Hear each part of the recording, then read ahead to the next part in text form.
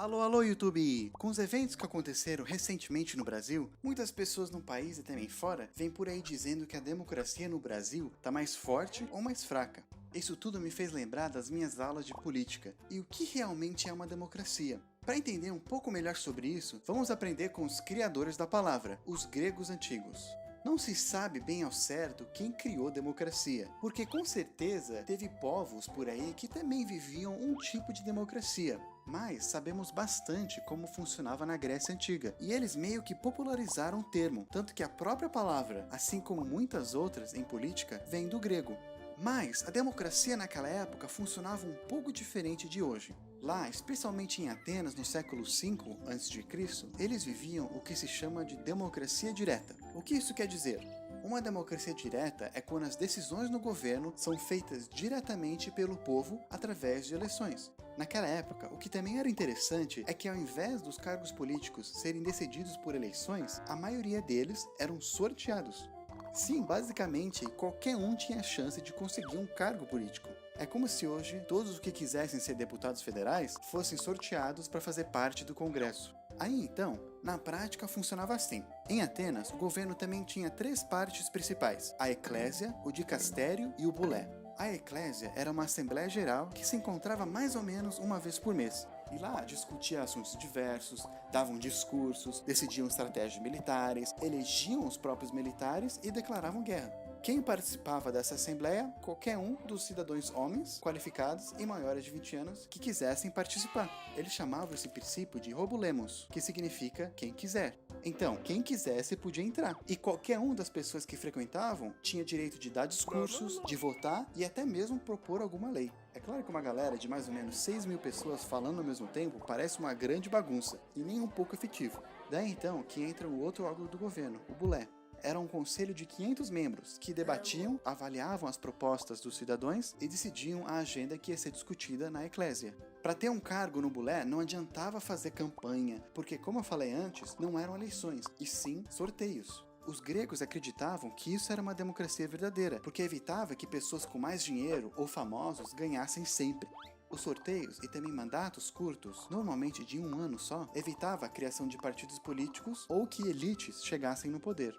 Se alguém começasse a ameaçar a democracia, existia também um processo chamado ostracismo, em que um cidadão que era considerado uma ameaça para a democracia era votado na Assembleia para ser banido ou exilado por 10 anos. O terceiro órgão do governo é o dicastério. Esse órgão era dos juízes e magistrados, que, parecido com o judiciário de hoje, interpretava leis, julgava e punia as pessoas que não cumpriam. Como não existia polícia, qualquer um dos cidadãos podia trazer alguém e acusá-lo de algo. Sócrates foi uma dessas pessoas e foi acusado de pena de morte. Ah, detalhe, esses juízes e magistrados também eram selecionados por sorteio. Na verdade, em todo o sistema do governo em Atenas, na maior parte do tempo, os únicos cargos que não eram sorteados eram os generais. Os gregos acreditavam que para ter essa posição era necessário ter experiência e talento, então os generais passavam por eleições. Esses cargos eram chamados de aristocráticos, que quer dizer poder dos melhores, ao contrário de democracia, que significa poder do povo. É claro que esse sistema naquela época não era perfeito. Escravos, imigrantes e mulheres infelizmente não eram considerados cidadãos, para a alegria de alguns. Então não podiam participar nem votar. Excluindo crianças e adolescentes, as pessoas que realmente faziam parte da polis, ou os cidadãos, eram somente 20% de toda a população. Mas um fator que eu acho mais interessante nessa época era o sentimento de dever cívico que as pessoas tinham. Ao invés de ser um privilégio participar do governo, era um dever de todos da sociedade. Por exemplo, as roupas dos homens que participavam da Assembleia eram marcadas de vermelho, mostrando que participaram. Aqueles que não iam, mas mesmo assim pintavam sua própria roupa, eram penalizados. A própria palavra político, como já falei em outro vídeo, significa aquele que se preocupa com a polis, ou seja, com a sociedade. O oposto eram os idiotes, que significa aqueles que só se importavam consigo mesmo. Política era uma coisa muito importante e fazia parte da vida diária dos atenienses. Até mesmo ir ao teatro era considerado como uma atividade política. É claro que não todos naquela época concordavam com esse sistema, nem mesmo alguns filósofos, como Platão, que dizia que o país era governado por tolos, apesar que ele era meio suspeito em falar isso. Com o tempo, guerras e conquistas que vieram depois, esse sistema deixou de existir, até ser modernizado outra vez no século XVIII.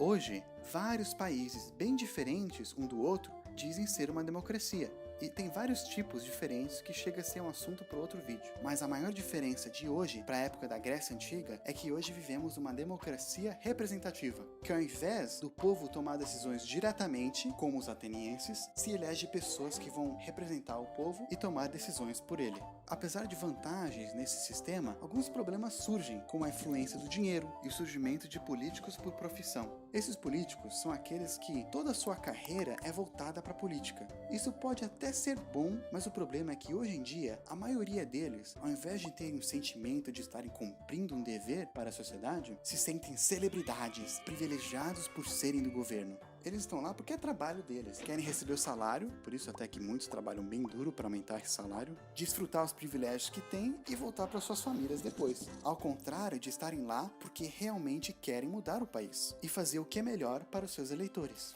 Nosso sistema representativo também possibilita o surgimento de partidos políticos, que não é necessariamente algo ruim, tendo vantagens e desvantagens, mas algumas vezes pode levar a uma bagunça, como por exemplo, os mais de 20 partidos que fazem parte do Congresso hoje. Talvez, se o sentimento de dever para com a sociedade surgir entre as pessoas no país, o brasileiro se torne um povo mais ético, um verdadeiro político. Não necessariamente alguém com um cargo, mas alguém que se preocupa com a polis, com a sociedade. Quer saber quão forte é a democracia no Brasil e em outros países? Tem dois sites bem interessantes que avaliam as democracias e pontuam de acordo com seus pontos fortes e fracos. Coloquei os links na descrição abaixo.